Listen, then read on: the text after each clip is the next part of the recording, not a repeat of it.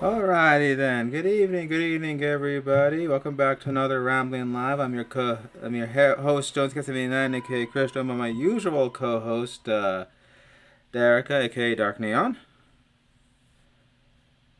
How are you doing tonight?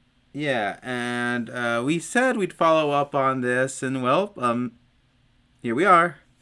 So, if you all recall the But last time, go on. at the very least, we gave a little bit of leeway to let it all sink into you after what just transpired.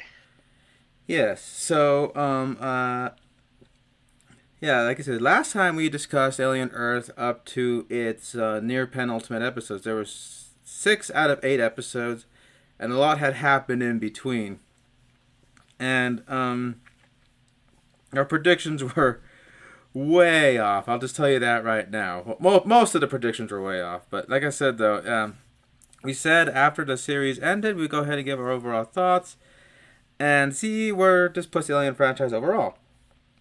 Because as we mentioned before in our past video, Alien has had its ups and downs, and definitely turmoil and development due to, in-story factors, outside factors with the studios, buyouts and Fox is purchases. being dumb. Yep. So, seems that everything seems to be on the rise right now. Alien has relaunched itself in the comic books pretty well. Alien Romulus was seen as a return to form, even if it was a lot of replayed hits repackaged. But that's usually the name of the game these days. But this is going on to men, and the Predator franchise is also seeing a bit of a resurgence. So this is making everyone hope that the pieces are aligning for both franchises to be at least where they were before the heavy falls happened in the mid 2000s and such. So if you remember from us the last time, we said we were really enjoying Alien Earth's early ventures, even with some people starting to question some of its more, its writing and its logic. But some of the stuff you can say, well, have you walked outside and seen, people do TikTok challenges inhaling cinnamon? You'd think people would be a little less, worry about sticking their face near something that's pulsing. Honestly, inhaling cinnamon sounds more safer, tame trend that I've heard in the past few years compared to others. Oh yeah, but if you remember, to catch you up to speed, Alien Earth tells a story of Prodigy, a company called Prodigy, which is one of the big five companies that own just about everything. Wei Yu is just one of these five. So they are venturing on a new prospect of taking human consciousness and transferring it into synthetic bodies that they call hybrids. Because they say they've had cyborg people before, they've had full-on synthetics, but never someone who was supposedly a reawakened conscience inside a machine body, a la Ghost in the Shell, if you want to call it that. And we follow one such hybrid in the form of Marcy Hermit, who ends up renaming herself Wendy because the progenitor of the whole project, Boy Cavalier, has a huge Peter Pan fixation. So even though some of the characters he names don't align up with Peter Pan, like they have a group of lost boys and he calls one of them Shmee, which if you read the book or even seen the movie, you're all like, I don't remember Shmee being with the lost boys.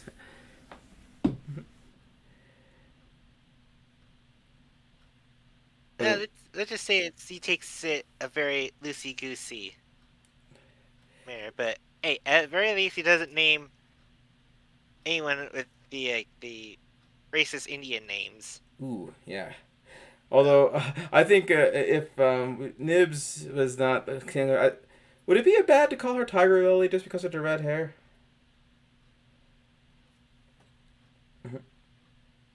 Oh, apologies, but yeah. Anyway, so the idea is that so not only are they dealing with the verge of unveiling these hybrids in a way that seems to have cheated death, they're taking sickly kids and putting them into the minds of these strong synthetics, but then Wayland Utani has a ship crash into Prodigy territory. Prodigy sends a rescue team comprised of the hybrids to go check it out, and they find that Wayland was having some very, very secret cargo that was probably potentially dangerous, but also probably lucrative. So, of course, being the ADHD grubby guy that he is, Boy says finders keepers. And Weyland Yutani has an agent on the inside by the name of Kumi Moro, who is pretty peeved about the ship going tits up, and these guys just taking what a lot of people died to get over. So he's on the Wayland side trying to get property back, and you got the hybrids also dealing with these alien creatures, some causing almost personal violations that would make them like go through psychotic breakdowns, and some even forming a bond. Like Marcy starts to form a bond with the xenomorph that was spawned from the lung of her brother. Which, oh yeah, her brother was one of the rescue guys that also ran into the xenomorph and kind of got slightly injured. So all the players are in place, and we saw things growing tense with Marcy growing much more closer to this new xenomorph to the point of seemingly being able to communicate back and forth. And on top of that, you got another one of the Lost Boys being tapped by Morrow as a sort of spy to be able to retrieve one of the uh, eggs or make it a host to somebody. And then they left out a few key details of what was going to happen to that host while also threatening a young boy's mother in the process. So all this stuff starts to sound like a big web of like, oh, this could go crazy. And you're with a story like this, you're just waiting for the inevitable domino to fall that's going to cause a chain reaction of Operation Foobar beyond belief. And let's just say, yeah, it does really go off the walls in terms of like cascading failure or success, To be depending on fair, point of view. to be fair though, it could have gone a lot worse. I honestly expected the whole thing to just go to pot, You were but expecting, it seems like certain parties took advantage of things. yeah, you were expecting a ugly barnacle ending, were you? Maybe a little bit. Yeah. Okay. So we last left off. Like I said, the one of the hybrids did meet an unfortunate end, and they were surprised. So that shattered their worldview of like, we're made to be premium, unbroken, and then here they are being able to die. So, I mean, they've been fed this kind of fairy tale to kind of keep them passive and going along with it.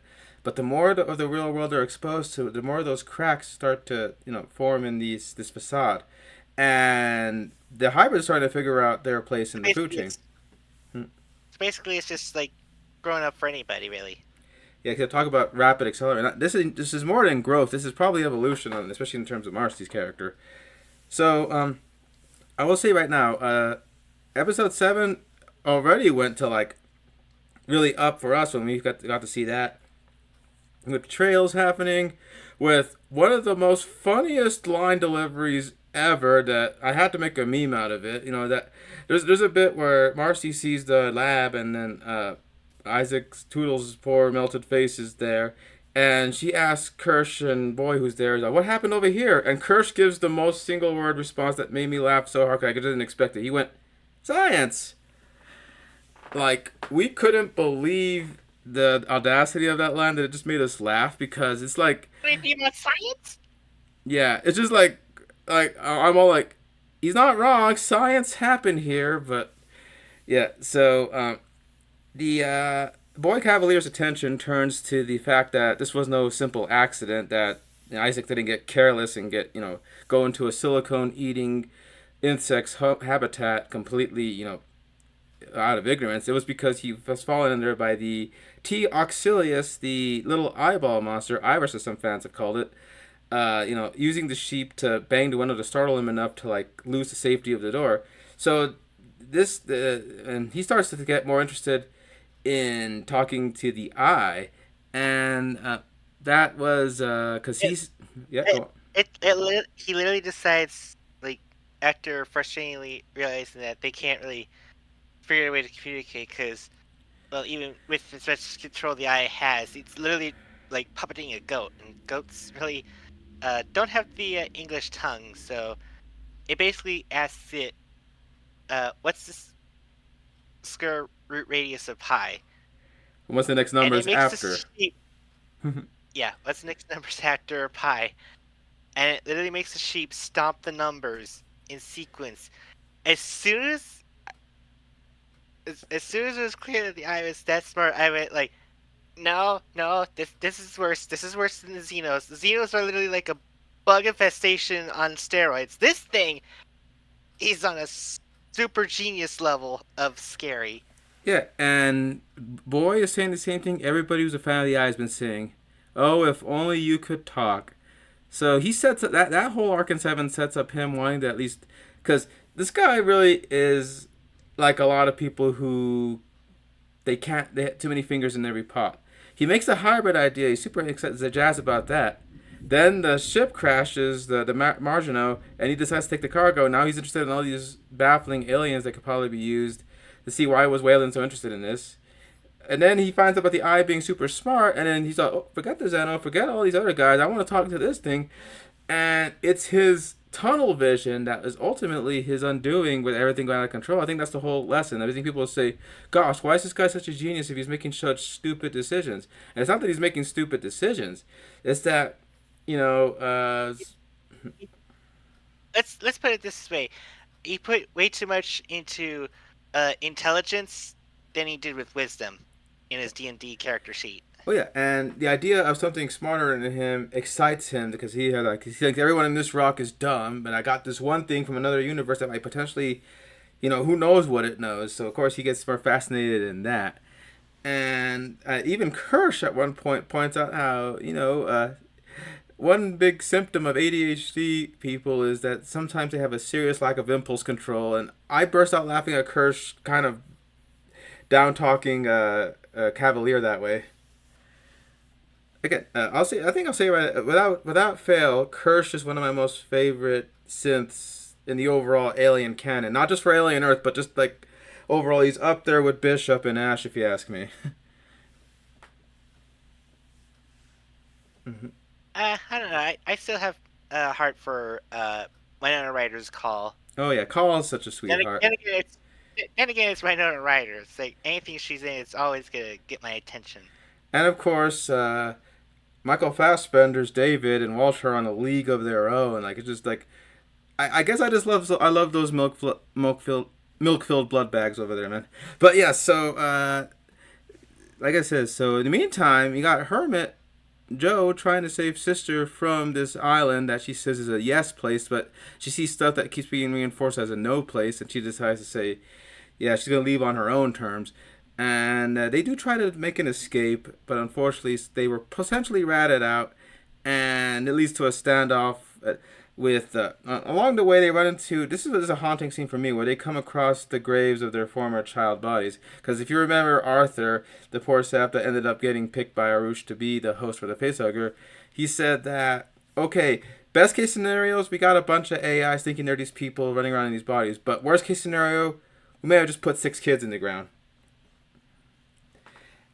And that does beg the Which, to question. be fair, they actually did. Yeah, so that does beg the question. Are Marcy and the rest really them? Just in these grown up bodies? Or are they taught? Like, that's the big question because they even ask, Adam even ask Joe, do you think this is your sister?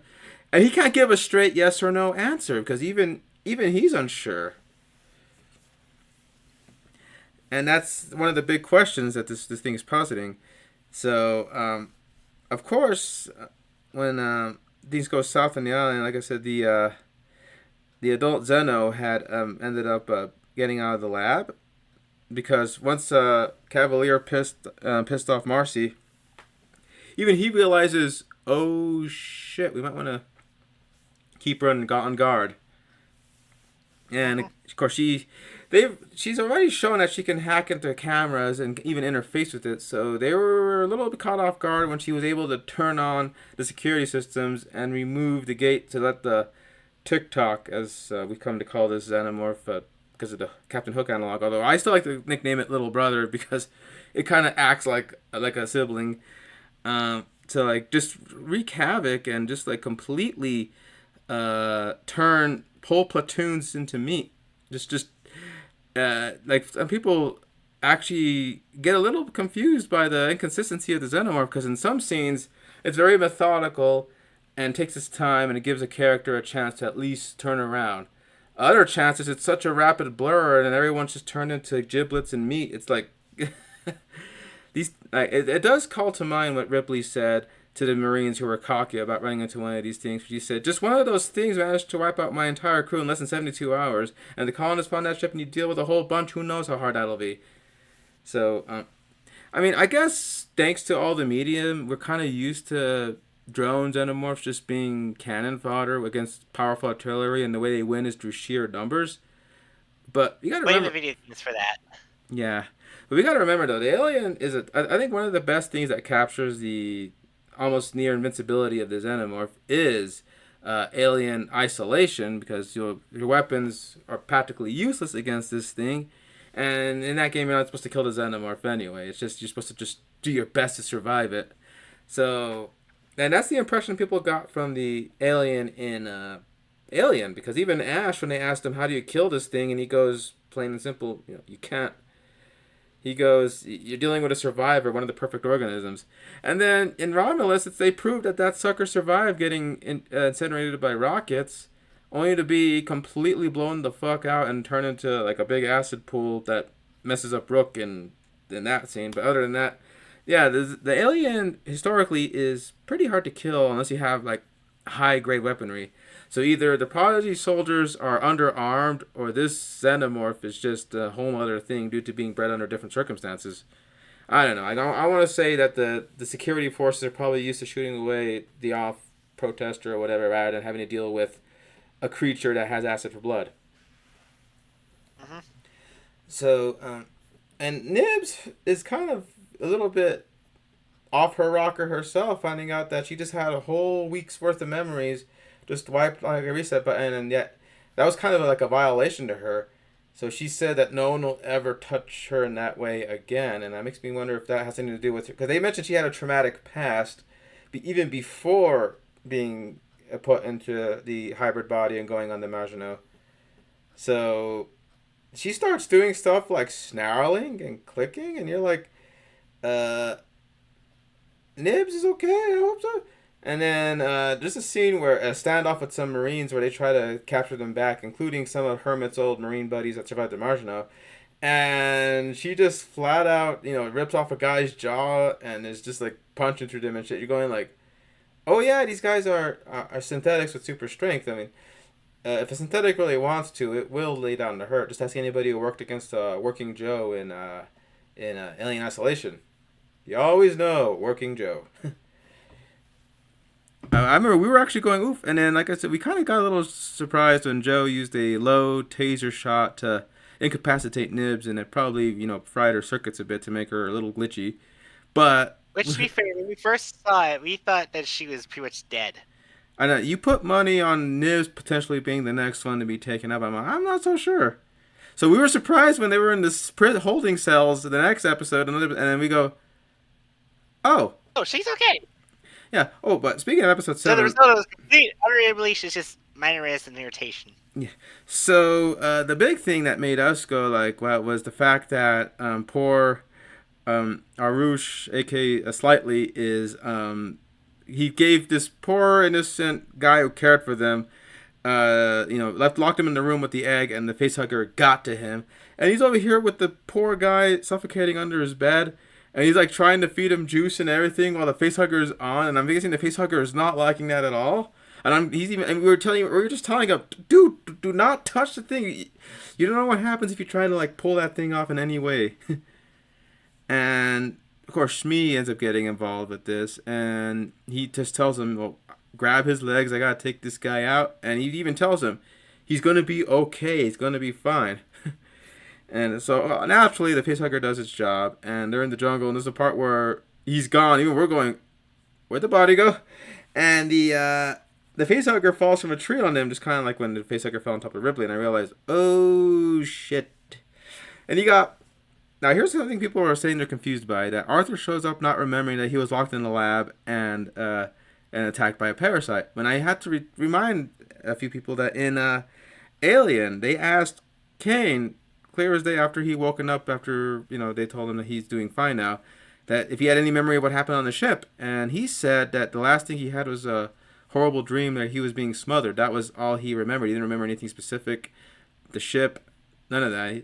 So Arthur not being sure why he's out in the jungle with the two synths hybrids did make sense, and from my logic I remember those type of lines. And people are saying, oh, so the facehuggers cause amnesia now.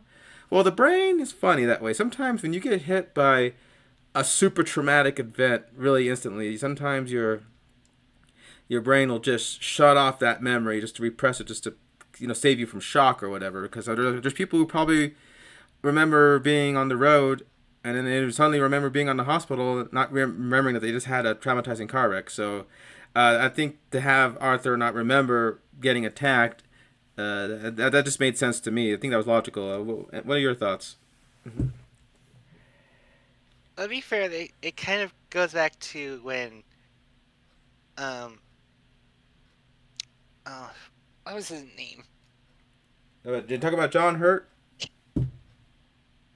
Kane? Yeah, back when Kane.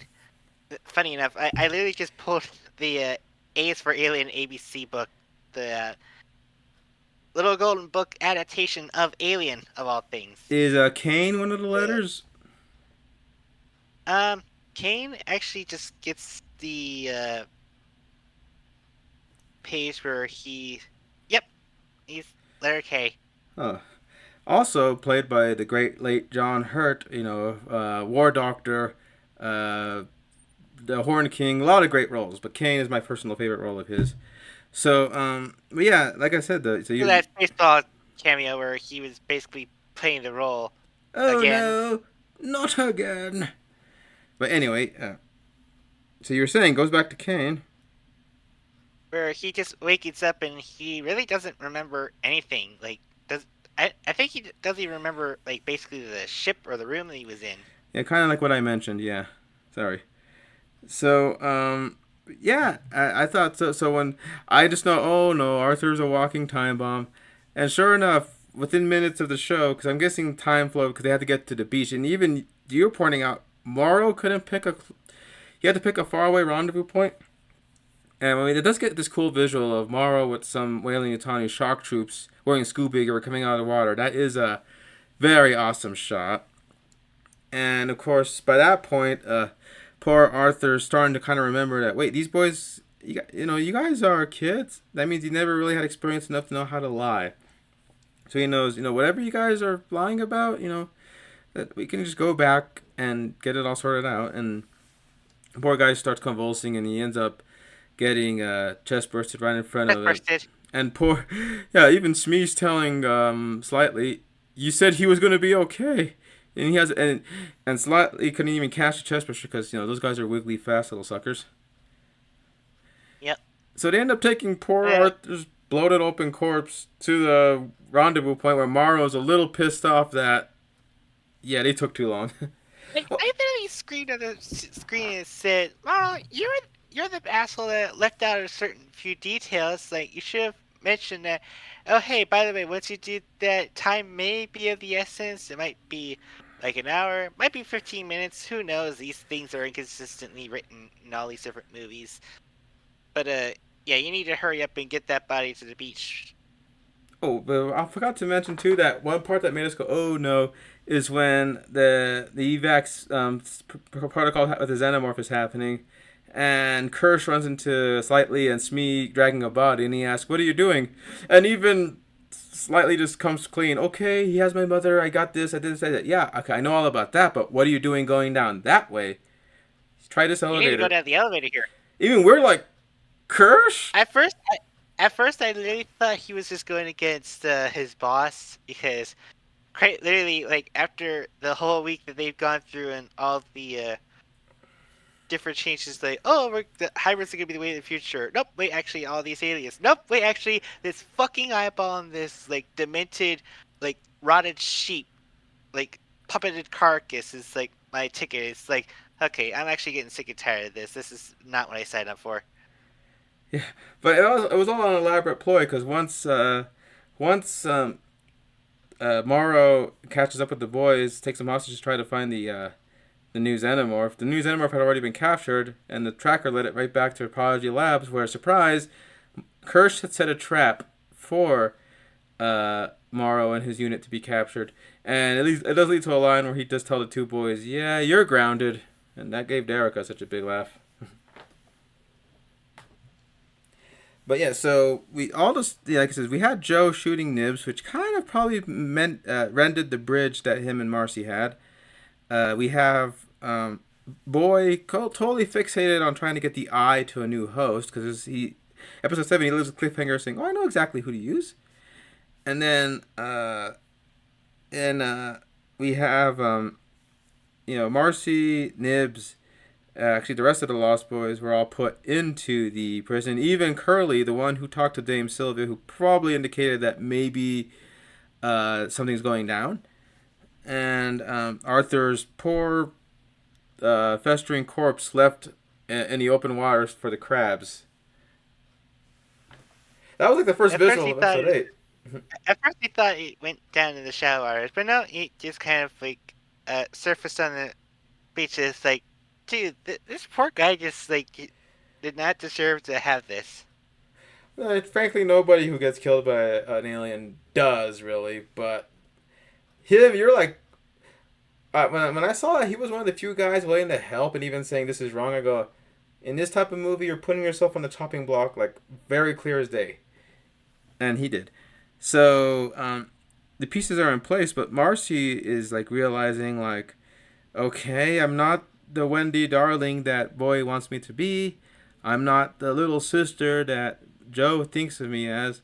I don't even know what I am in this food chain. The only thing she really has a connection to is the xenomorph, which the grown xenomorph was left alone outside after the boat Which attack. we we well, it was mostly me, but Jonesy over here quickly grew endeared to it. We decided to match Boy Genius's little uh, Pure Pan theming, and we called the alien that Wendy raised up TikTok Mm-hmm. after the crocodile. Given the scene that happens with it later, that's an apt name, but I still like to call it Little Brother just because that's me.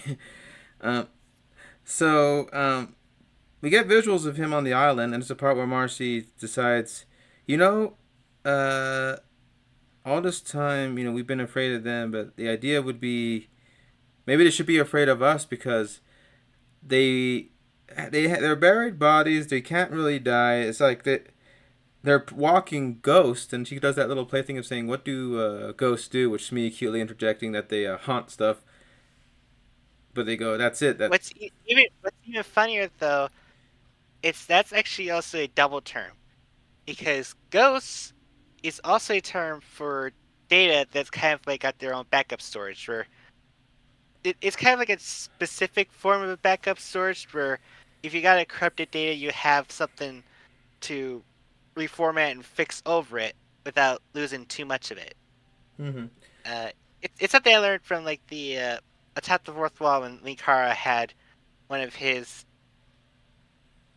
uh, his computer system Ninway get corrupted by a villain, and said like basically like he had to activate her ghost to uh, fix and reformat her. Yeah. So, also an interesting fact: they thought that they can't really be killed, and then you got Isaac's body getting destroyed by the fly, but there's a part where Boy asks Kirsch, like, "Can we just have a backup of this and like just boot him up in another one?" And he says, "Well, yeah, in theory, but we never really tried that before." So even Kirsch is like, well, we could try that, but we never really haven't tried that. That's uncharted territory. So that's going to be Kirsch's pet project, is trying to figure out if Isaac can be restored or not. And all the pieces come into place. So Marcy decides to hack into the systems and start really messing around with Prodigy and everything like that. In the meantime, we Of also course, she decides to start by fucking out with the at least the kinder like actually guilt-ridden soul of the bunch, Sylvia,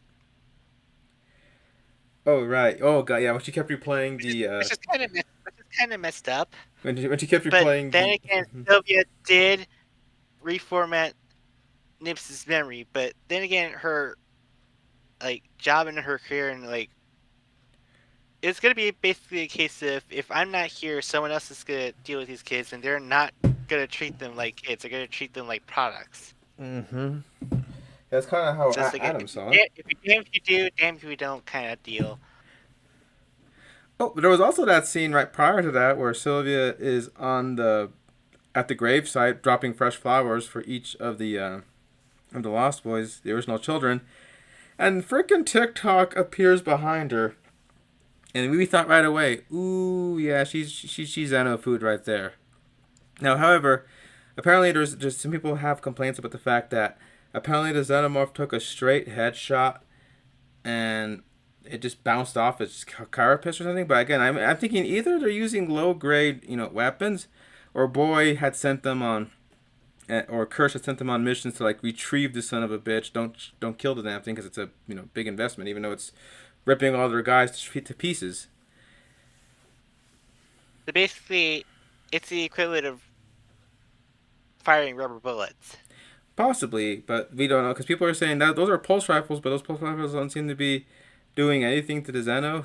Well, like I said, I like to think that it's just really really fast, but like people could say it could be inconsistent because the fact that the aliens that were killed by pulse rifles in Colonial Marines were killed by explosive tipped hard casing shells. These things are made to rip through anything, so that's why it blows up the xenomorphs.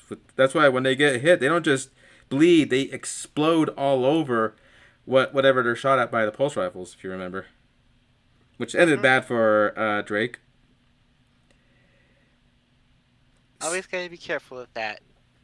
Splash damage, which none of the games ever accurately do, but if they did, then those games would be over real fast. But can I have an aliens game where if you do shoot an alien at way close proximity, you get like either a shit ton of health or instant death? Because even Doesn't Rogue Incursion get that? I haven't played Rogue Incursion to know that. But yeah, so the like I said though, so what happens is the hybrids start getting loose. There's a part where Boy Cavalier is like looking at the sheep, hearing all this stuff go down, but he's thinking, I can get you into a body, and even the sheep looking at the security guard, thinking, use that guy over there, but he's thinking, I don't want a guy who could easily overpower me. I gotta get someone weaker in there. And Marcy does have a chance to release Joe and Morrow, who are the only two humans left in their holding cell, with Morrow having a big metal gauntlet put over his cyborg arm so he won't do enough fancy shit to get out. And Marcy has to contemplate, do I want to let this guy go who, yeah, he hurt my friends, he chose them over us, no, the people over us, but at the same time, still, brother, those memories still linger. She remembers when she used to write letters all the time to him about her time at Prodigy before the last goodbye and before coming back as a hybrid. So ultimately, she relents and decides to open the gate to allow Morrow and Hermit free. You know, and like I said, and Morrow made it no secret when he broke out and hurt the guard that if Hermit wants to get off this island with those kids, he better do it fast because Morrow is clearly going to burn everything to the ground. And even you're like, at least he's pretty forward with his intentions, at least. Yeah, get the kids out. I'm gonna like damage everything. Oh, but oh my god, this comes to my first favorite part of this finale, and that is the bit where Kirsch is working on the lab, seemingly, not noticing stuff going on around him as Morrow shows up, and out of nowhere, Kirsch pulls out a pistol, and the two engage in a fist fight. I guess, It's synthetic versus cyborg. and I'm guessing this is a playback to the fact that the visual model Kirsch is based off of Roy Batty from Rutger Hauer's character in Blade Runner. He was a combat uh, rep, a replicant. So I think Kirsch having some combat experience is a nod to that. But Morrow just wanted it more. He was able to do some power moves that eventually crippled um, Kirsch, where his back is broken and the poor guy is just spitting milk everywhere. But one of my favorite bits of that part is the fact that he's explaining the story of John Henry versus Steam Machine, where he pounded at that steel, eventually beating it over because he just wanted it more. And even he's all, didn't John Henry die from exhaustion? He says that while glubbing out milk, and he goes, I'm just getting started. But I love that Kirsch, even in his defeated state, is still trying to trade barbs with Kirsch and Morrow. Like you said, it's just like Will Smith's character and Kenneth Branagh's character in Wild Wild West, always finding a way to like, even on the chances of both of them dying, they're still throwing insults at each other. So seeing Kirsch and Morrow's route, and someone said, I saw a comment say this, and I am agreeing with this. I'm one of those guys that ended up liking both characters, so I can't really say I want one to kill the other because if Morrow had killed Kirsch, I would have been like, oh, there goes my favorite synth. But if Kirsch had ended up offing Morrow, I'd be like, well, like I'd still be like, oh, he was an interesting guy. I'm pretty sure you were more on Team Kirsch in that fight after all the stuff that Morrow pulled with slightly. Even though he did admit saying like, "I didn't touch your mother," it's like, okay, I can actually believe that. I honestly don't think you were even gonna intend to do anything. I mean, like, what would have been your proof? You like it's gonna do like a audio drama, play-by-play dramatization of how much you're gonna torture her. Yeah, I think he that was just the carrot on the stick for Arush since he is just a child. So of course, obviously when before they can land the finishing blow on each other, the Lost Boys do show up, slightly and Shmi, and there's a bit where he's telling that Kirsch is not managed to knock out Morrow, and he's telling them tie him up so that before he gets wakes up, and he starts tying up Kirsch as well. And when Morrow wakes up enough, slightly does hit him in the face with a canister, and even we're thinking, yeah, even Morrow's probably thinking, yeah, I kind of deserve that.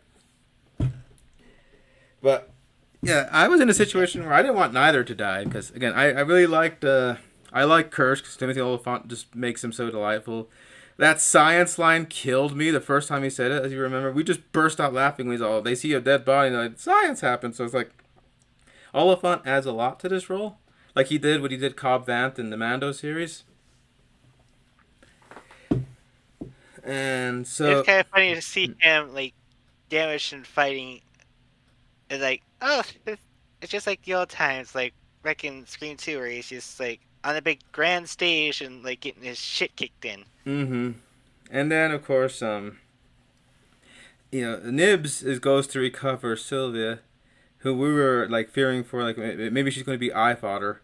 No, but the big scene that got us like, oh crap, was when Adam finds Joe and tells him, "Oh, Cavalier has a nice proposition for you. I believe you really want to hear this." And I'm going, "Oh no!" And he takes him to the room where Cavalier's study is, where he's been keeping the eye. And of course, Joe gets there. Cavalier is not there, but the canister is, and the canister is open, and we realized, oh dear. So when Joe sees the sheep, and then the eye starts coming out of the sheep. He knows right away. No, no, no, no, no! I don't want that thing near me. He gets inside the canister and tries to lock it in to keep the sheep from getting to him, the eye from getting from him. But then the feeding tube for the sheep was still there, so the eye was able to sneak its way in there. So it's like this thing was relentless. I think, like you said, probably scarier than any grown Zeno. Because Xenomorphs, we know what to do. I mean, the eye, we see what it's capable of, but just its ferocity and trying to get after someone is like, even when it went after Nibs, it was very, very vicious, like the facehugger, and it has very octopus-like movements that some people were surprised that it survived getting punted by Marcy when she saw it coming for her brother, but we were like getting nervous, like. Even you said, I know Joe betrayed Marcy by shocking Nibs, but he didn't deserve getting eyed. Absolutely not. So of course Marcy manages to kick it away, and I think Cavalier does do a little secret where he reveals to telling. Well, he told a story to the Lost Boys before they decided to turn around when he says, I used to have a messed up father, and I got tired of his shit, so I pretty much built my own new dad to kill my old dad and made me the head of $1 million company. And some people says, in his pursuit of trying to tell him a story, he didn't realize he was pretty much giving them permission to rebel against him. Just like, because he's kind of their father figure, even though he doesn't know it. But by telling him, I ended up taking things into my own hands. I was smarter than my dad. I ended up building something to end up taking out my dad, and now I'm the boy genius and all that stuff. And people are saying, That's why he's smiling at the end. It's like, oh yeah, they definitely took after me. mm-hmm. So so having the hybrids think, well, he rebelled against his father. He's our father. He's inviting the same to him, and some people think, again, he was being really stupid and basically giving them permission to like say, you know what, here's an idea. What I did to my dad, you guys can do to me. But in his hubris and his excited thinking, he wasn't thinking like that. He was thinking it's a way to show them, look how superior I am. I was just like every other one of these dumb fucks, but a miracle was born. That was me, and I ended up making something out of myself. That was his. He was trying to brag, not realizing he was setting himself up for a fall when Marcy does like put him in his place at the end. But so he mentioned that he had a new dad, a synthetic he built on his own. And then, so after the whole eyeball thing, when the Mr. Creepy Butler Adam walks in, he just slowly starts throwing Marcy around, and we go, "Oh shit, he's the synth." So that goes to a double fuck moment when he's about to like lay down to hurt, and she ends up freezing him, and we kind of went, "Oh man." And she points out as he was on the neural network along with the rest of the computers like Prodigy, he's all synthetic, so that's why she was able to go ahead and say, "Freeze." At that point, we realized, okay, this is like on some higher ass shit level than any other Sith. Like even in Romulus, where Andy. the brother character Andy got rewired a little bit, it still needed to kind of like a manual load in by like sifting in the chip. No, this girl over here could literally just like basically Bluetooth wire link up and shut him down.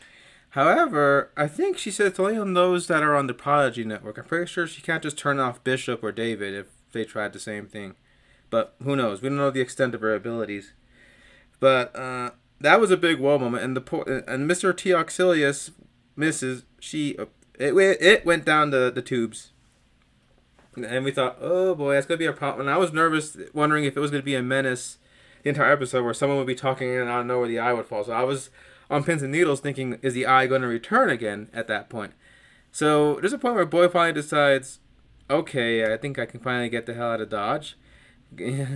And he runs into Marcy and Joe. Oh, before that, Marcy and Joe have another talk about what happened over there. And how he points out how why does she even like these things? Because we're nothing but food to them. And going back to Kirsch's earlier speech about how they were once food but now they're not, she calls Joe only food for them because she's saying that the thing about aliens is at least they're pretty honest with their intentions. They act on honestly. That's what she said. And well, yeah, mostly they're looking for nourishment and procreation. So yeah, they're going to be pretty straightforward with their wants. They don't try to really do deception, lies, or something like that. So it kind of goes back to what Ash said about admiring the alien for its purity, a survivor that has no guilt of consciousness, remorse, or delusions of morality. The alien just is. It does surviving on its terms. It doesn't do deception. It doesn't play nice. It doesn't do that. It just is pretty straightforward to one goal: survive. And that's what Marcy seems to kind of say. At least the aliens, they're pretty honest with their feelings. So that's her motivation for siding with the alien. But she does still kind of go on. Speaking of the alien organisms, we get to finally talk about the fucking plant pod thing. Oh goodness. That you were just like biting at the tip of your tongue, just wanting to know what the hell is this thing gonna do? What made this thing priority that Weyland Yutani thought like, yeah, let's just put him on the list. Let's put it on the ship and get down to Earth. No, so that makes me think back of that line of from The Simpsons where Homer's fighting at Marge had the mafia work for her, so her competitors in the food market ended up getting the Yakuza involved, and along with the Triad. And there's a part where a big mob versus Yakuza fight happens, and there's a part where Marge tells Homer, "We got to get inside." And he's like, "But Marge, that little guy hasn't done something. You know he's just standing there. You know he's gonna do something good." And then he gets taken off behind, and he hears off screen that the guy did do a cool move. That's what the I was thinking with the plant monster. That little guy hasn't done anything. And you were saying we were only nervous for the runtime because we're like, okay, we got this plot point, but we're saying, has the plant shown up? You were saying, come on, episode, you got like 20 minutes, okay, 15 minutes. There's still enough time to show what that plant's gonna do. Especially since you saw this whoosh in the background. Oh, before Kirsch and Morrow had their fight. Oh goodness, it moves like an octopus on the seafloor. You know how octopuses kind of whoosh around? That's how this thing was. We were going, oh shit, that's the plant monster. Because we've only ever seen it, stationary, where it looks kind of like a giant pod, like a bud that hasn't opened up yet. So when we see it in a different shape, more like I said, like an octopus, it gets a little unnerving. And of course, the yeah, the Marines end up getting rerouted, going into an elevator, and then the Lost Boys screw with that, doing a countdown that makes them go into the lab. And unfortunately, the one of Hermit's compatriots is like right underneath the plant monster. The tendril kind of feels for her, and then it just kind of yoinks her up into it. And according to Morrow's notes, Kirsch's notes when he was studying it, saying that it's a fauna that disguises itself as flora, that it has a very tough hide. So they could shoot it all they want, but it wasn't really going to do much to it. So it ends up just like drenching its digestive juices and smothering her. So you're going, yeah, it is not a nice way to go out being eaten by that plant monster. It's like a Venus flytrap mixed with octopus. If that makes any sense. But you know, stitches get stitches. Oh, and on top of that, the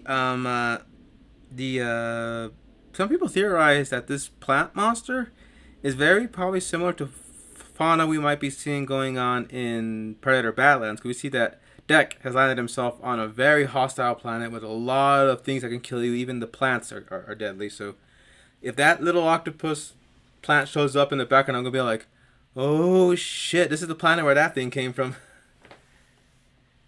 But Huh, bring up Predator all of a sudden. That's weird. mm, Anyways, yeah. So the there's a at least with the Lost Boys, there's a scene where Wendy talks with Curly. First, they were mad that she told, and she insists she didn't tell on them. And there's a point when they talk about the story of Peter Pan, and she mentions that, you know what happened in this story, right? Wendy grew up, and Peter didn't like that, so he ended up kidnapping her daughter Jane at the end out of spite. So that was mentioned. So there's a bit where Curly remembers her real name, and there's a part when she's telling them all to go do stuff, and she mentions to Wendy that her name is Jane. That's her proper name. So I thought that was kind of sweet to acknowledge that they kind of made up. I guess that little rivalry of I'm the favorite didn't really get explored upon a little more before they patched and made up. But it looks like, I think that I'm the favorite illusion got shattered once Boy put her in with the rest of all the other ones in the whole holding cell when she didn't, by her right, she didn't do anything. But I don't know. Like at least that rivalry won't be a thing hanging over it. But still, it got resolved rather quickly. So there's a great bit where Boy is coming to the exit strategy, and he starts hearing the little ticking hisses. And like I said, that's why we said TikTok was an appropriate name because the Xano was clicking and hissing almost in the rhythm of a clock. And it jumps right at him, but it goes past him and kills all the security forces that was with him because Marcy said they were playing a very special game of hide and seek, and they were the seekers and he was the one hiding. So of course they don't kill him. They end up strapping him to the holding cell, and oh my god, this image did make us laugh when you see Kirsch broken like a doll on the top of the slab, next to tied up Morrow and a tied up Cavalier who's tied up to the arm with almost Jesus style. I mean, you were thinking, oh, we're going to hear a lot of discussion about that imagery, but I haven't seen anything about that to be honest. And Sylvia's in there too, and they got the both Zenos guarding over them while the Lost Boys have him. And Marcy decides to dress down Boy by telling him that he's not the Peter Pan he thought he was. He is just like his father, another man spiteful and angry at the world. And he was being cruel to the world, so now he's put in his place, and now it's the hybrid's time to rule. So that's where the episode ends up ending. And I'm sure that's one big thing everyone's dwelling on is that it just stopped. But not before getting to that stinger did we get a little more of a little carrot at the end where we see the beach, poor Arthur's body is still there, and the frickin' eye ends up crawling into his corpse and pulling out the eye, and then he ends up bringing him back to life. And we're like, oh, I guess. oh, okay, fucking just animate the dead. Why Although, the fucking did it before? although I would have done this. I would have saved that for like the last shot of the whole episode, just to give people a oh shit thing.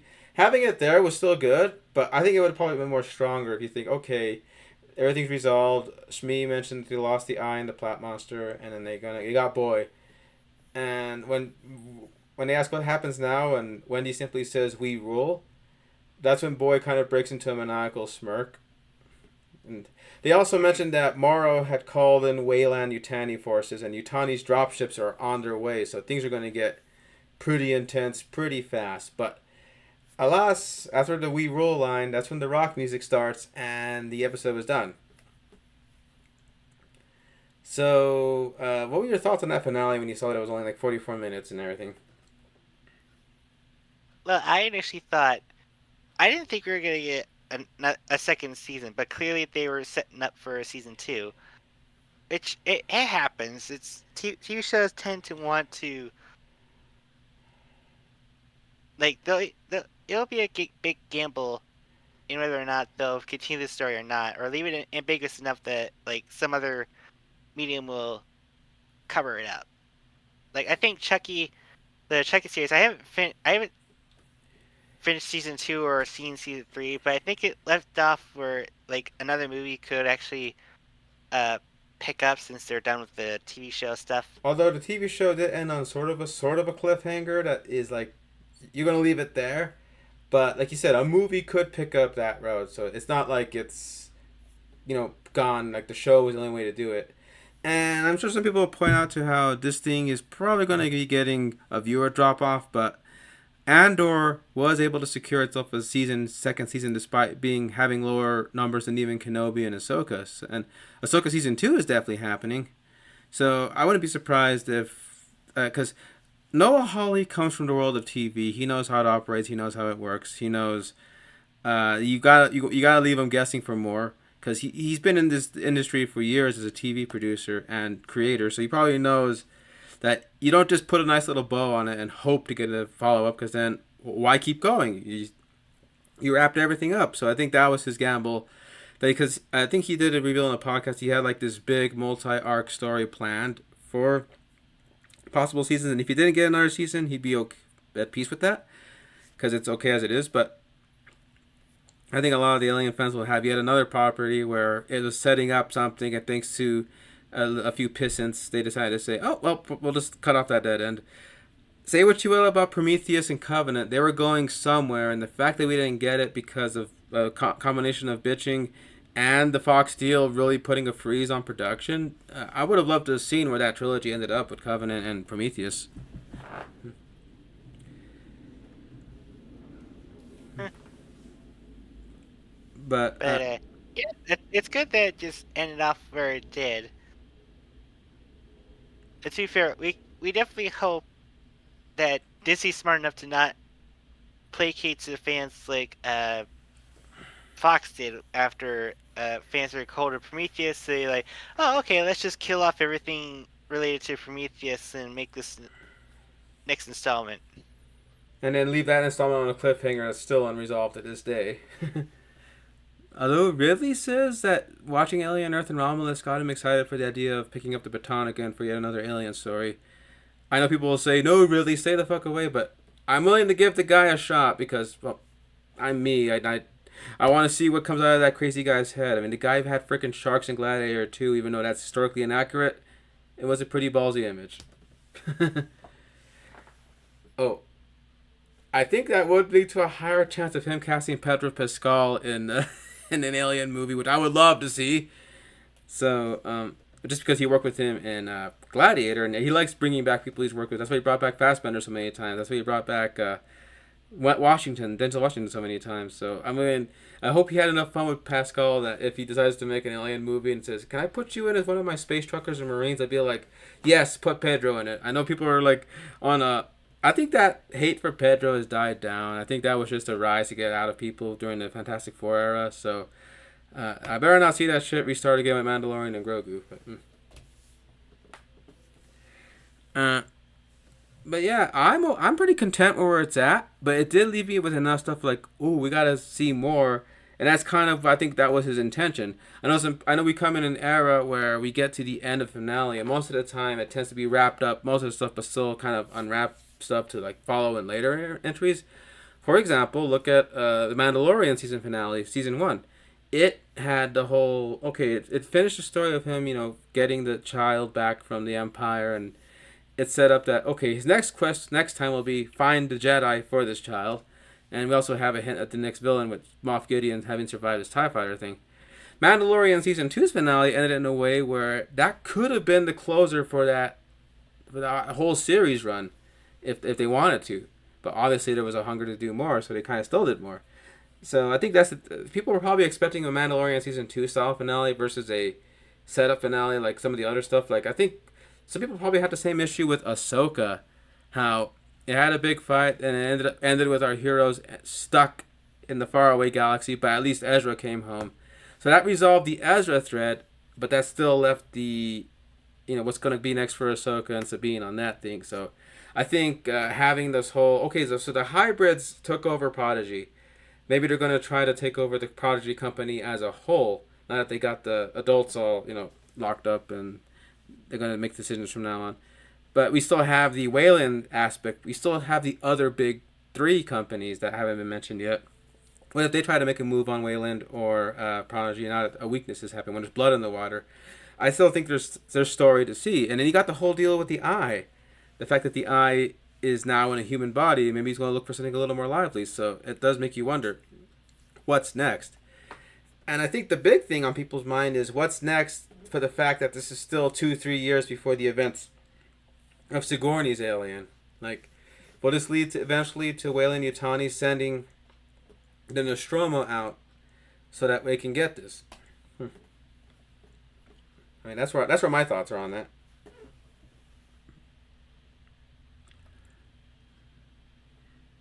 I'm honestly pretty glad that we decided to do something a lot different. Like I said before, the dangerous thing about like franchises like these, where like the main focus is always on this one particular thing, it always kind of keeps getting you bottlenecked. There's only so much you can do with it until you decide either to focus on spin-offs where people decide to kind of focus more on the thing related to it rather than just letting it evolve on its own, or you have to kind of do something completely different, like alter its chemistry, alter its makeup to the point where you start to question the timeline validity of it. Like Covenant happened, Mm-hmm. but here we're able to get pretty much give the people what they want, but also finally open the door to reveal it's not just the Xenos that are dangerous, and depending on the fan base, it's not just the Yautja the Predators either.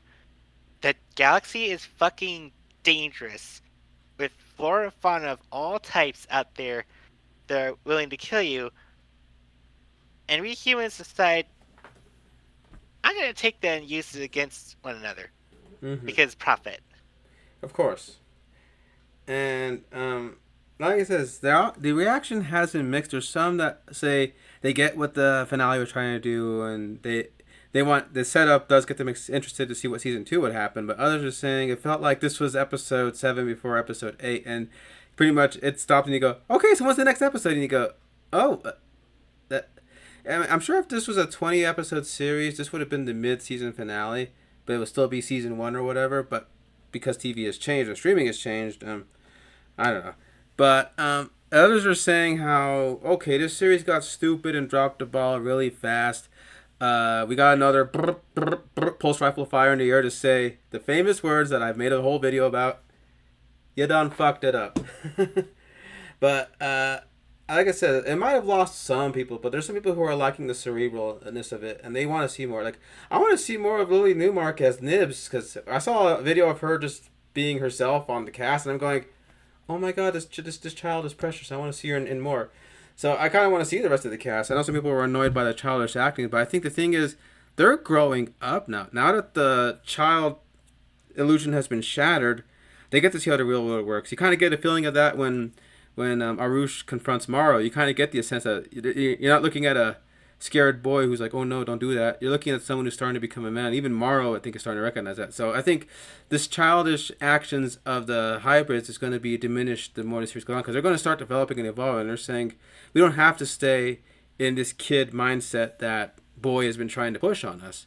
So that's when things are going to get pretty interesting, if you ask me. So I know some people were turned off by the hybrids being the focus on a show called Alien Earth, but again, it's more than just about the big space bug. If you look at the first Alien, yes, the alien is an antagonistic force, but you got corporate espionage with Ash. You got fighting against the elements and the fact that they're in space. It's more than just rah, big scary monster. I mean, it's simple and pure in that way. That it is a straightforward film, as Texas Chainsaw Massacre in Space has really put it. But it expands even more in the movies. Aliens started talking about how the bigger threat was, the company wanting this thing that can't be controlled, even though they think they can. Oh, and there's people that are just like, so this girl can actually whisper to the xenomorphs and all that stuff. And she says she's still assuming she's telling it hide and seek, and maybe it's playing along for now. But what's to say that if those other eggs get another, host, and that xenomorph ends up spawning a queen, or doesn't want to play along with Marcy? Because I think back to this line from Alien Resurrection where the scientist is talking about how, these things are awesome, a lot of potential once we know how to train them and stuff. And she goes, "You think they're gonna play dead roll over and fetch for you?" And she goes, "You can't teach them tricks." And they tell her, "Well, we're teaching you stuff, aren't we?" So xenomorphs are fast learners, and I think, like it says, this one, because of the way I think it's probably a nature versus nurture type of argument with the xenomorph. You got any thoughts on the bluification of xenomorphs, so to speak? I feel like people kind of forget that with Blue, they hammer in that the Velociraptor in question has a sense of empathy, understanding of being more than just like a predatory hunting sycophant. This one, it's basically it just grew up and it just latched on to something that is pretty much just giving it the same vibe, my length. It it definitely doesn't tell. Not once does Wendy tells this alien like, no, don't kill that one. It's basically just the only command she gives it is hide and follow, Yeah. So you think that the which is basically how a xenomorph functions, anyways. Uh, it's basically like whenever like you see Captain America telling the Hulk to just simply smash? smash. Yeah. Like, this guy gets me. I Yeah. So now this goes back way back to a deleted line in Alien, where they're talking to Ash's head, and he tells them they don't know what they're doing. And Veronica Cartwright Lambert says she always laments that because of the effects not working properly for the marbles on his severed neck, that they just cut the footage. And he said there's a line where he asked. I remember he asked us, "Have you tried to communicate with it?" Now most people tend to either scream or try to kill the thing, but no one ever stopped and tried to actually communicate with it. I don't think they mean have a conversation with it, but they mean like make a meaningful attempt to communicate with it. We never really have seen people try that. Even the scientists who observed them in other movies didn't try to be like.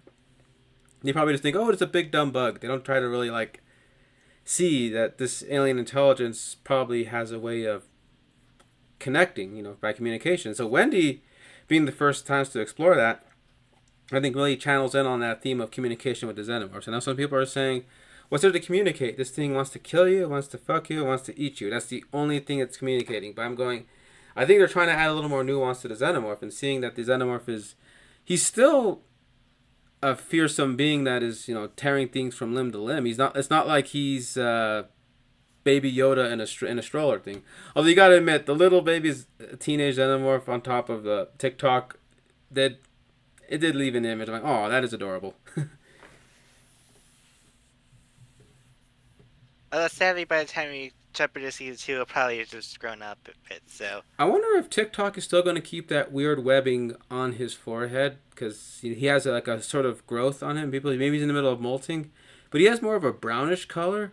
Whereas the newborn that came out of Arthur seems to have a darker, more bluish black coloring. So I wonder if that color delineation is how we're going to be focusing on the Zeno. And another complaint I have heard about this that I think there might be some credence to is the fact that there are a lot of shots of the practical xenomorph that are fine, but there's other shots where it's clearly in broad daylight someone inside a very simple suit that's very form fitting that looks less like a biomechanoid insect and more like someone at a haunted house doing the boo.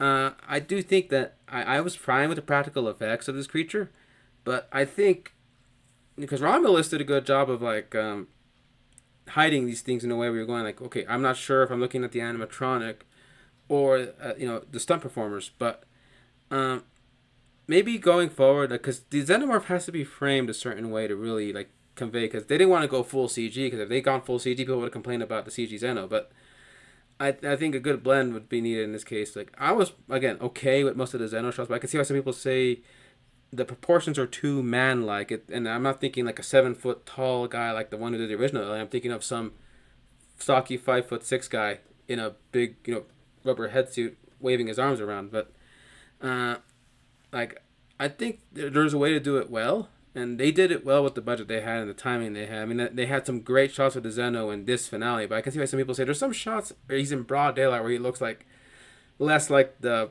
$1 million corporation, animatronic, and more like the cosplay you'd see at London Con or something like that. What do you think? Oh, sorry. What was the last part you said? That what do you think of the alien? How there's some shots where it does look like the consistent with the movies, but there's other parts where it looks like a cosplayer at MegaCon or something like that. Uh, I just kind of just hand wave that. It's like it's just motion blur. That's all it is. On top of that, this is still a growing alien. He hasn't had his tubes fully grown and stuff like that. I think he's still in that middle stage. Right. Mm-hmm. And, You could just say it's probably just kind of like stretching out its skin, although, like basically like getting your muscles into shape. although you gotta admit though, the face hugger effects were very well realized. That those things have never been more grosser. Ugh. Yeah, even I went. I don't remember it being that nasty on the other people.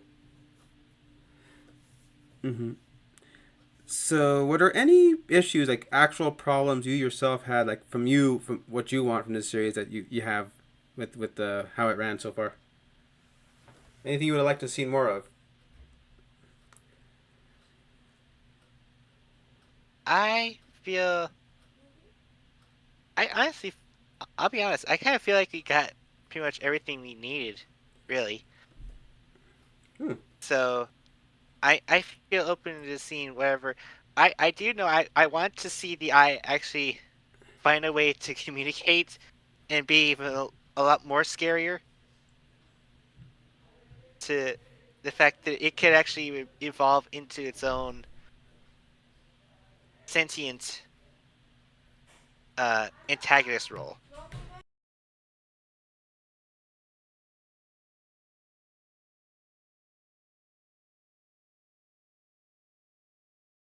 Uh, I always I always put in a spot.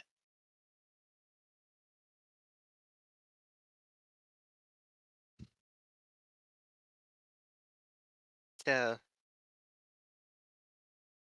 yeah, as you can clearly tell, Josie's been really excited about this entire show, and I'm honestly really glad that it turned out positive for him. I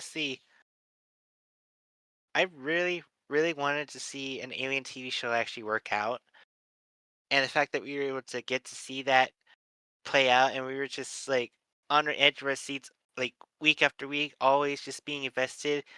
Like that's how TV should be.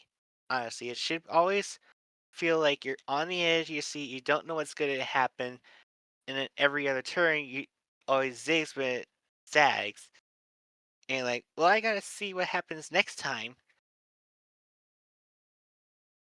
because I feel like this. That's. I just feel like there's like a certain bridge of people that are wishing that like shows could just be dumped out all at once, and then you could just binge watch and just get it over with, and just let the hype fizzle out. It's like if it's good, it's good. If it's bad, just don't make me have to wait for it.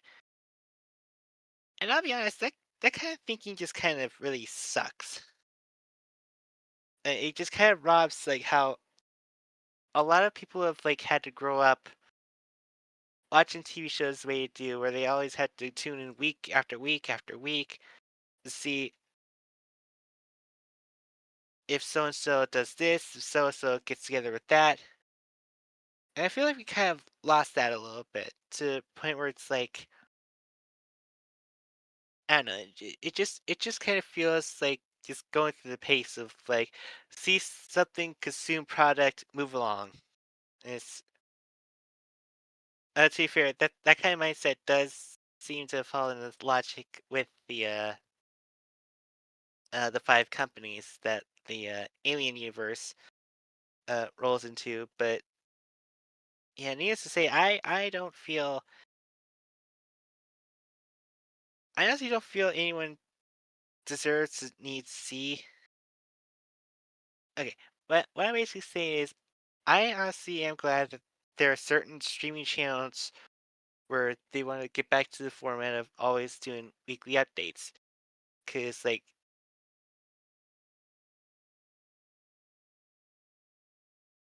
I honestly feel like if you want to do like a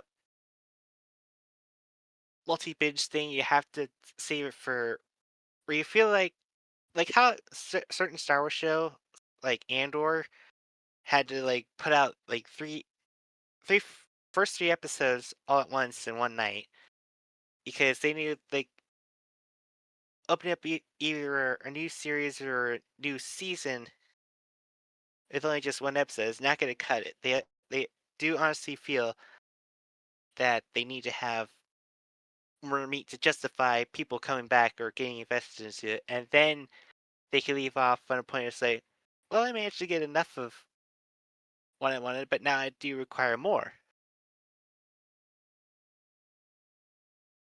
So that's honestly my feelings, and once again, I feel like they got the mood, they got the vibe, they got the whole shebang of the alien universe down with the show. I certainly want to see a season two, and definitely believe that Jonesy wants to as well.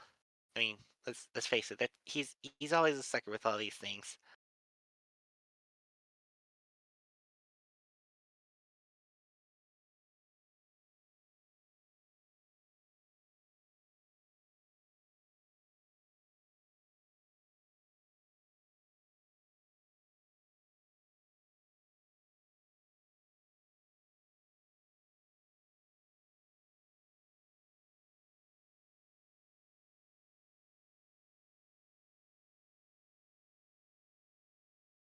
He's still not back yet. I really hate it when he does this. Like, I'm not the type to keep rambling and talking. Like, as much as I enjoy the show, I don't really feel like I have enough to talk about. I just kind of let Jonesy handle all this.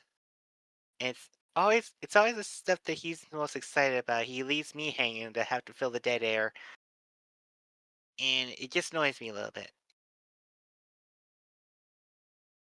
So, Jonesy, if you ever hear this in your playbacks in the future, uh, yeah, my feelings are genuine. I'm really sick and tired of like having to fill your dead air. You need to set up like a sort of like we'll be back commercial thing or something. I don't know because I can't do that.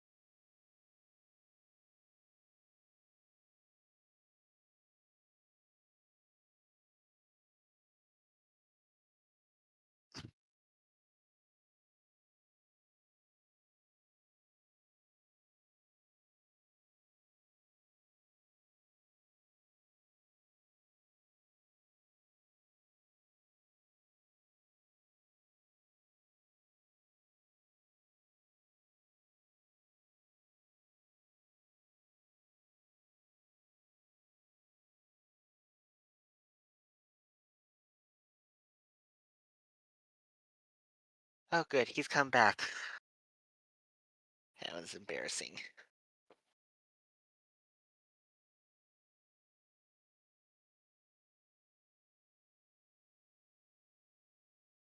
Sorry about that. Had to step aside. Anyway, I hope you were entertaining. Then I what's up? did my best, and then let it just go silent for like 10 minutes. I think. Sorry.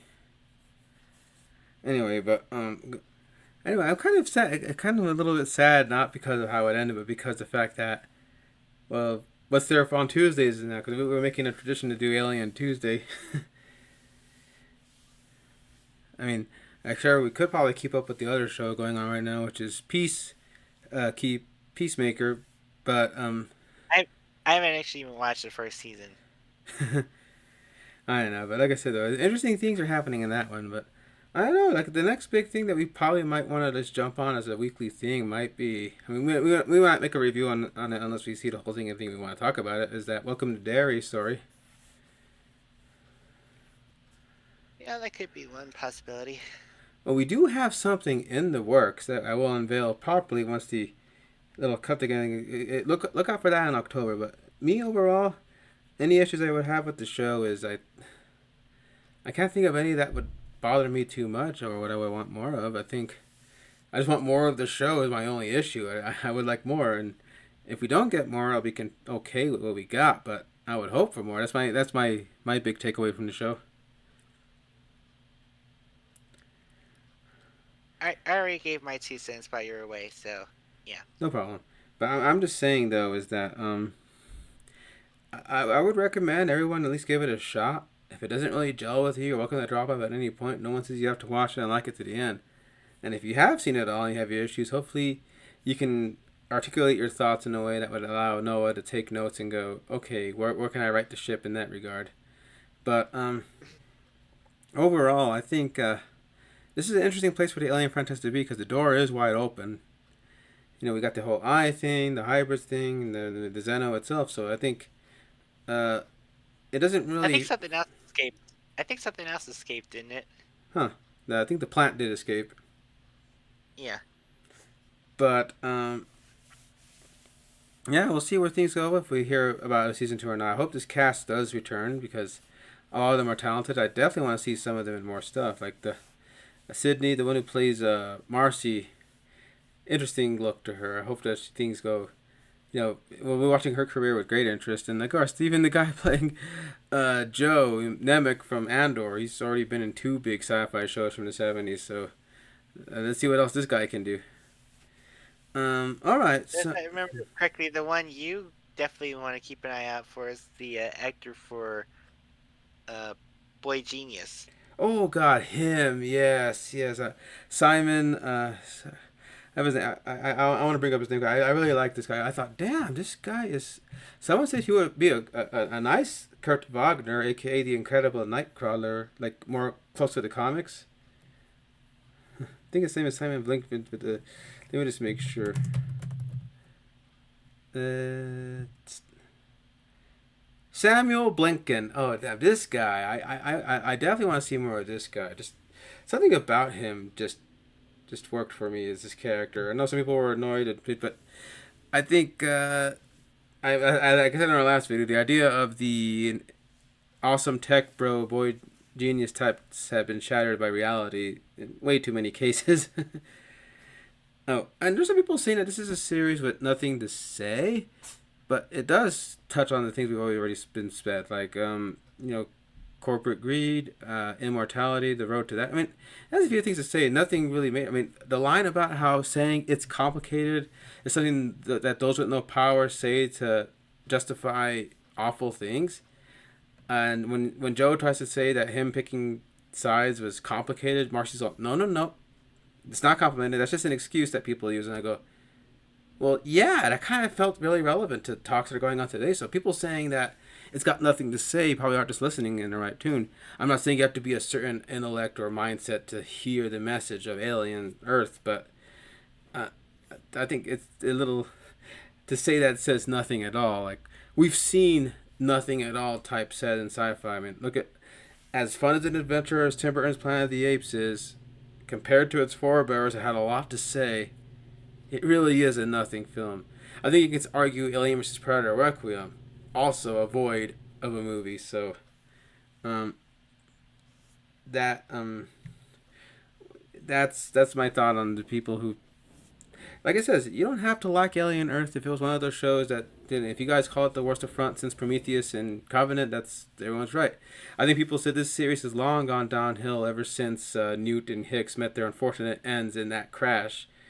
So to say that this sullies the franchise when so much of Fox's decisions had happened way beforehand, decisions that probably included putting the alien characters from the future into the present of the Predator at one point.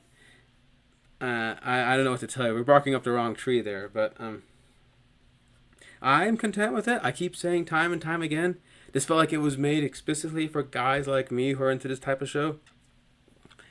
And like I said, I'm glad to have witnessed it. That's my 2 cents on that. So I don't do ratings often anyway, and here's why I think I like it. It's not just showing me things I've seen before. It's not being ooh nostalgia all the time. Yes, there's a few points where I go, oh, they use the exact sound effect. When Isaac gets split in the face, that's the same noise Ash made when his head popped off. But that's not me going, ooh, look, member bears. It's they those are done sparingly, so it's a nice flavor to it. But I'm not saying that this show is just pressing all my jingling key buttons for me. People think that, oh, you guys are just justifying this type of, you know, immature slop shit. And I'm going, I think it's more deeper than you're giving it credit for. There's some people who are saying this is one of those shows I think it's going to be looked on in review, and some people are going to say how, looking at it years later, a misunderstood show or the flaws of Alien Earth were more laid bare the farther you get away from it, that kind of stuff. But it's something that I think will have real appraisals. It's not going to be like Alien Earth. It's a show that happened. That's it. Like I think there's going to be discussion for years to come. Spirited debate. And I think that's what Noah Hawley wanted. He wanted a spirited debate, kind of like how, and this is going to make some people cringe, Ryan Johnson wanted to really stir up debate within the Star Wars community. So a lot of stuff was stirred, that's for sure. But you got to admit, they wanted to like shake up things in a way that would like not only turn the familiar on its head, but also honor, in some sort of way, honor the material by elevating it above what its trappings. And again, there'll be debate whether those projects or endeavors succeeded in elevating. Some people are going to say Alien Earth, another victim of a lot of planning and not enough to say, or budget or whatever. No, like it's. I think there's going to be a lot of spirited discussion about how Alien Earth affects everything, and people are saying canon or not canon. Well, we've had series things before that were considered canon, and then they said in the end, you know what? Maybe never mind. That little thing with Hicks and that little thing with Hicks and Spoonie get still not believing who Joe told him survived. Oh, and he's saying, "Oh, it's a 13, 10 plus year old game." I think we could tell him that Hicks lives in that game for asinine reasons.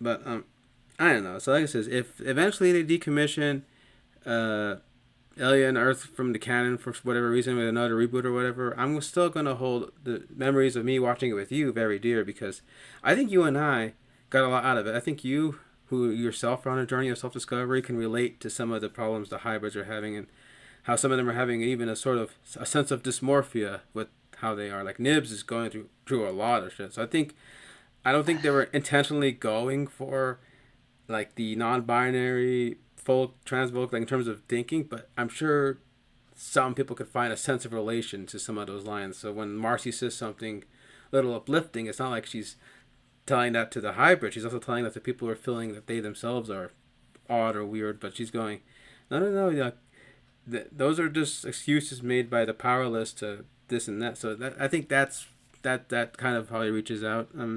Would you agree? I'm definitely going to at least say this, that yeah, they don't have it flagrant to say it's kind of like a one-on-one thing, to dysmorphia with the non-binaries now, that because ever since coming out, I realized that there's a lot of stories where I can actually see between the lines without it being so obvious. So basically, it, to people thinking that, oh, everything's like going woke and having that, I can tell you that once my mind open, I can literally see every story have a certain poignant path that I could relate to. So basically, it's a losing battle to try to say, oh, we need to just make things like less realistic. We need to keep to the fantasy. We don't need to figure out real world stuff or make things woke and all that. It's like already too late. Everything is woke if you actually put your 2 cents of mind thinking into it. But yeah, so I think I'm glad that we saw this series worthy enough to give our thoughts on. I mean, we went over the whole Alien series, and me being the AVP fanboy, of course I'm going to go ahead and dive into it. And like I said, I just want to see what happens next because we already got a Romulus follow up in the works. We have this, and then we also have whatever project's going to come out of the multimedia thing that I want to have to take a look at. So I don't think the Alien franchise is far from finished. So I don't think something like this subperforming would end up killing the franchise. I mean, this thing survived Resurrection and Requiem, so I don't think it's doomed at any point.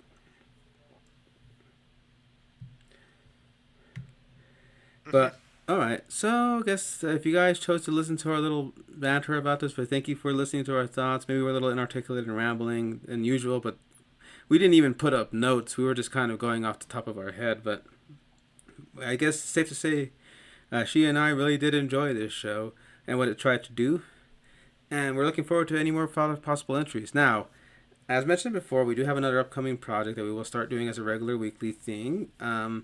Again, I'll reveal that in a new advert. I'm putting finishing touches on, so that could be either up tonight or tomorrow. But keep an eye out for that in October. We'll work out a schedule about what will be most well for us. And thankfully, there's not a lot of big events or projects in October that would keep me away, mostly. So I think we'll have a consistent like. And also slowly but surely, nightfalls uh, a lot more sooner as the month progresses. So you'll be able to get off work with a little bit more time to Yes. do things. So yeah, we'll definitely be able to do that more often. We already started our venture behind the scenes, so we're already getting stuff for it. We're actually pretty excited for this. Let's just say that well, this channel's gonna be in for a world of hurt in a little while. Hint, hint. We already mentioned shit like that before, but anyway, so we like the show. Check it out if it works for you. Hopefully, you enjoyed it as much as we did. If it had some kinks in the armor, hopefully, it had enough for you to enjoy more than cringe at. And if it just didn't work for you, then I don't know what to tell you. Just hey, at least you gave it a try. I'd rather someone try it and say they don't like it than go off of someone saying, "Oh, well, someone said it sucks. I'm not even going to take a look at it," and then they're missing out. They wouldn't know for themselves. That's always a dumb thing. Yeah, I know. Like, there's some things, yeah, where we're warned about and we say, yeah, I wouldn't want to check that out. But disinterest is one thing. But actively, like, I'm going to make all these essays and hate about it, and someone will actually ask, did you even play or watch the thing? No, but I watched an essay about someone else saying it sucks, and I agree. I'm like, okay, well, that's fine and all, but I would rather it be like like I said, if you saw it, Fell into your own trap. yeah. But if you saw it and it just didn't work for you, you're welcome to explain why too, and that's great because I know people like to say the imbecilic writing, the dumb characters, the cringe kids, like it's all very valid if you came to that on your own and saw and says, yeah, it just is not working for me. So that's my stance on that. Like I said, I'm not saying you have to like it. You also don't have to hate it if you think this is an affront to the alien franchise. You just gotta well, think for yourselves, as they always say. And because we have a lot of people just going with the flow and going with stuff, even if the stuff is horrible. So it's like we need a. I mean, for all this talk about individuality and stuff. I mean, even the the characters in the show, they're living under an oppressive system, and they got to find a way to like rise above. And we're kind of seeing that with the hybrids. So that's all I'm just saying is give it a shot or don't. If you weren't interested to begin with, I don't think the show's gonna do anything that's gonna turn you around. But don't be afraid to take the plunge. That's my advice on that. So alrighty then. I think I said all I needed to say on this thing. We might end up revisiting this thing when if and when a season two happens. We're definitely gonna be there. So until Yeah. such until next time, this is Jones Cat 79, aka Chris, signing off with my usual co-host Derica, aka Dark Neon. Have a good hair, and remember, it's finally October. Oh yes, thank God for that. Pumpkin spices and spooky time abound. All right, catch you all later. Bye.